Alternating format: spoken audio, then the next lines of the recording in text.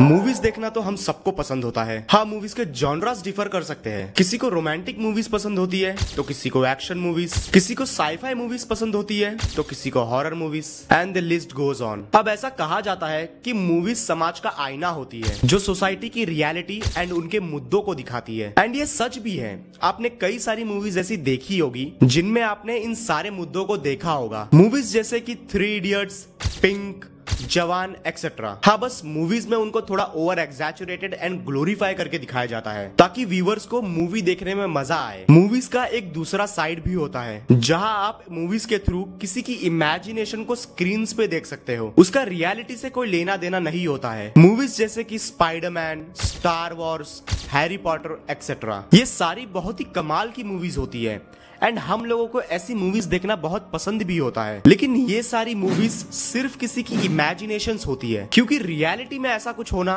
Next to impossible है। अब as per दी data हर साल अराउंड 2500 से भी ज्यादा मूवीज प्रोड्यूस होती है एंड इनमें हर जॉनरा की मूवीज इंक्लूडेड होती है। अब कुछ मूवीज ऐसी भी होती है जो कुछ बहुत ही ज्यादा फेमस हो जाती है एंड उनके फेमस होने के रीजंस कुछ भी हो सकते हैं। जैसे कि किसी मूवी की स्टोरी बहुत अच्छी होती है तो किसी मूवी में एक्टर्स की एक्टिंग बहुत अच्छी होती है, किसी मूवी के CGI एंड VFX बहुत अच्छे होते हैं तो कोई मूवी बहुत ज्यादा हॉरिफाइंग होती है। लेकिन क्या आपको पता है कि इस दुनिया में कुछ ऐसी मूवीज भी है जो फेमस तो है लेकिन उनके फेमस होने का रीजन ये है कि उन मूवीज को श्रापित माना जाता है। अब क्वेश्चन ये आता है कि आखिर इन मूवीज के कर्स होने के पीछे के रीजंस क्या है? वेल, वो रीजंस ये है कि इन मूवीज में जितने भी लोगों ने काम किया था या तो उनकी जिंदगी बर्बाद हो गई थी या फिर उन सब की डेथ हो गई थी। जिन लोगों की डेथ हो गई थी उनमें से कुछ लोगों की डेथ बीमारियों की वजह से हुई थी लेकिन कुछ लोगों की डेथ मिस्टीरियस वे में हो गई थी एंड उनकी डेथ का प्रॉपर रीजन कभी पता ही नहीं चल पाया। अब कर्स्ड मूवीज की कैटेगरी में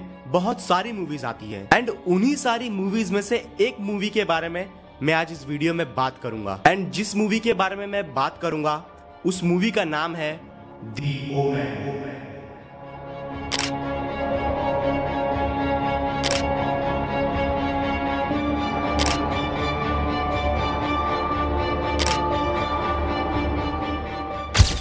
द ओमेन एक अमेरिकन सस्पेंस हॉरर फिल्म है एंड ये ईयर 1976 में रिलीज हुई थी। 6 जून 1976 को लंदन में एंड 25 जून 1976 को अमेरिका में। इस मूवी की स्क्रीन राइटिंग डेविड शेल्जर ने की थी एंड इस मूवी के डायरेक्टर थे रिचर्ड डॉनर। इस मूवी का प्लॉट डेमियन नाम के एक बच्चे के अराउंड रिवॉल्व करता है जो कि डेविल का बेटा होता है। अब इस मूवी के प्रोडक्शन के टाइम पे एंड इस मूवी के कंप्लीट हो जाने के बाद ऐसे बहुत सारे हादसे होते हैं जिन हादसों की वजह से इस मूवी को कर्स्ड माना जाता है। तो एक एक करके इन हादसों पर गौर करते हैं। जो सबसे पहला हादसा था वो ये था कि इस मूवी की शूटिंग स्टार्ट होने से कुछ वीक्स पहले ही एक्टर ग्रेगोरी पेक के बेटे, जिसका नाम जोनाथन पेक था, उसने खुद को गोली मारकर आत्महत्या कर ली थी। अब उसने ये क्यों किया इसका रीजन कभी पता नहीं चल पाया। बाय द वे, ग्रेगरी ने इस मूवी में डेमियन के डैड का रोल प्ले किया है। इस इंसिडेंट के बाद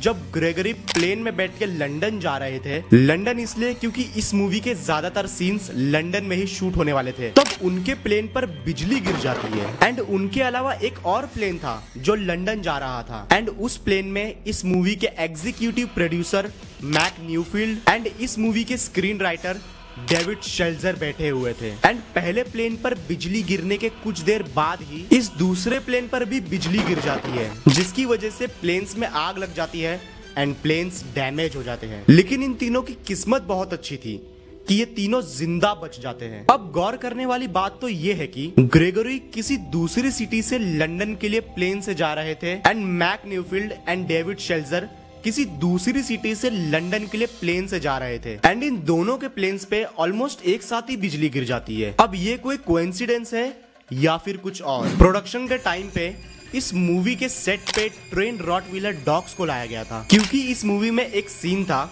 जिसमें ग्रेगरी एक सेमेट्री में जाते हैं एंड वहां उनके पीछे रॉटवीलर डॉग्स पड़ जाते हैं। अब सीन के दौरान ग्रेगरी को एक स्टंटमैन से रिप्लेस कर दिया जाता है एंड फिर इस सीन को शूट किया जाता है। अब उन डॉग्स को सिर्फ उस स्टंटमैन को चेस करना था लेकिन प्रॉब्लम तो ये हो जाती है कि वो डॉग्स उस स्टंटमैन पर अटैक कर देते हैं एंड वो भी बहुत बुरी तरह से। एंड उनके ट्रेनर के बोलने के बावजूद भी वो रुक नहीं रहे थे, जबकि वो अच्छे खासे ट्रेन डॉग्स थे। खैर जैसे तैसे करके उन डॉग्स को कंट्रोल किया गया। उस स्टंटमैन की जान तो बच गई, लेकिन वो बहुत ज्यादा जख्मी हो गया था। इस मूवी में एक और सीन था जिसमें डेमियन अपनी माँ के साथ कार में बैठ के एक एनिमल शेल्टर के थ्रू पास हो रहा था एंड तभी उनके ऊपर बबून्स अटैक कर देते हैं। अब इस सीन को शूट करने के कुछ दिन बाद ही जिस एनिमल पार्क में ये सीन शूट किया गया था, वहाँ के एक ट्रेनर को एक टाइगर ने जान से मार दिया। अजीब है ना, क्योंकि वो ट्रेनर उस टाइगर की रेख देख हर दिन करता था, लेकिन पता नहीं क्यों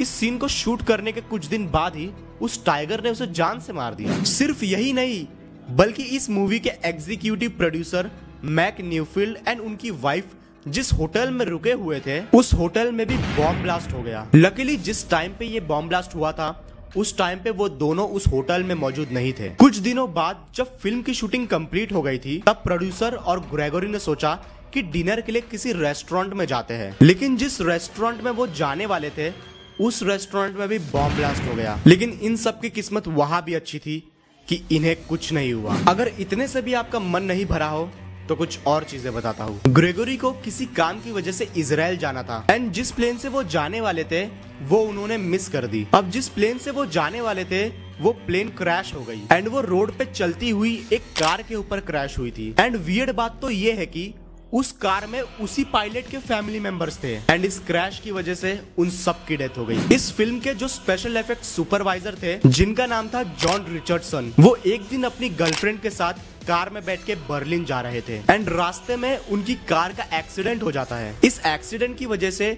जॉन को मेजर इंजरीज आई होती है, लेकिन उनकी जान बच जाती है। लेकिन इस एक्सीडेंट में उनकी गर्लफ्रेंड की डेथ हो जाती है एंड उनकी गर्लफ्रेंड का सिर कट के उनकी बॉडी से अलग हो जाता है। एंड वियर्ड बात तो ये है कि इस मूवी में भी एक ऐसा ही सीन है एंड उस सीन को शूट करने का काम भी जॉन रिचर्डसन का ही था।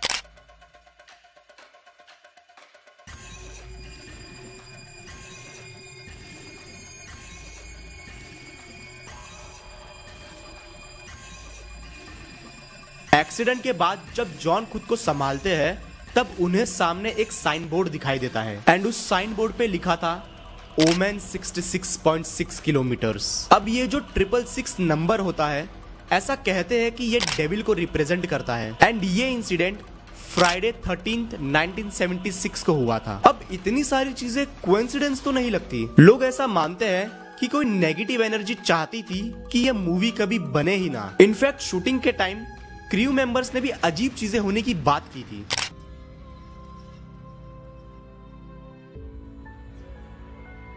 खैर जैसे तैसे करके इस मूवी को कंप्लीट करके रिलीज किया गया, लेकिन ऐसा मानते हैं कि इस मूवी के कर्स ने अभी तक उन फिल्म मेंबर्स का पीछा नहीं छोड़ा था। ओमन मूवी के बाद जॉन रिचर्डसन एक दूसरी मूवी पे काम कर रहे थे जिसका नाम था a bridge too far and इस मूवी में जॉन के अलावा ओमन मूवी में काम करने वाले कुछ और क्रू मेंबर्स भी थे। इस मूवी में एल्फ जॉइंट नाम का एक स्टंटमैन काम कर रहा था एंड उसके साथ एक हादसा होता है एंड वो हादसा ये था कि ये स्टंटमैन स्टंट करते वक्त बहुत ऊंची जगह से नीचे गिर गया था एंड इसकी वजह से वो बहुत जख्मी हो गया था। उसकी सेफ्टी के लिए सेफ्टी नेट भी लगाया गया था, लेकिन वो सेफ्टी नेट भी किसी काम नहीं आया। जब एल्फ हॉस्पिटल में एडमिट थे तब उनका इंटरव्यू लिया गया था एंड उस इंटरव्यू में उन्होंने बताया कि उन्हें ऐसा लगा कि किसी ने उन्हें ऊपर से धक्का दिया था। अब इन सारे हादसों के ऊपर आपकी क्या ओपिनियन है? क्या सच में ओमेन मूवी कोई कर्स्ड मूवी है एंड इन सब के ऊपर भी कोई कर्स लग गया था, या फिर ये सिर्फ कोइंसिडेंसेस थे? आप अपना ओपिनियन कमेंट करके जरूर बताना। सो फ्रेंड्स, आई होप आपको ये वीडियो पसंद आई होगी एंड अगर आई हो तो आपको तो पता है कि आपको क्या करना है। कमेंट करके मुझे जरूर बताना कि आपको और किन टॉपिक्स पे वीडियोस चाहिए। तब तक के लिए मैं मिलता हूँ आपसे एक न्यू वीडियो में एक न्यू टॉपिक के साथ।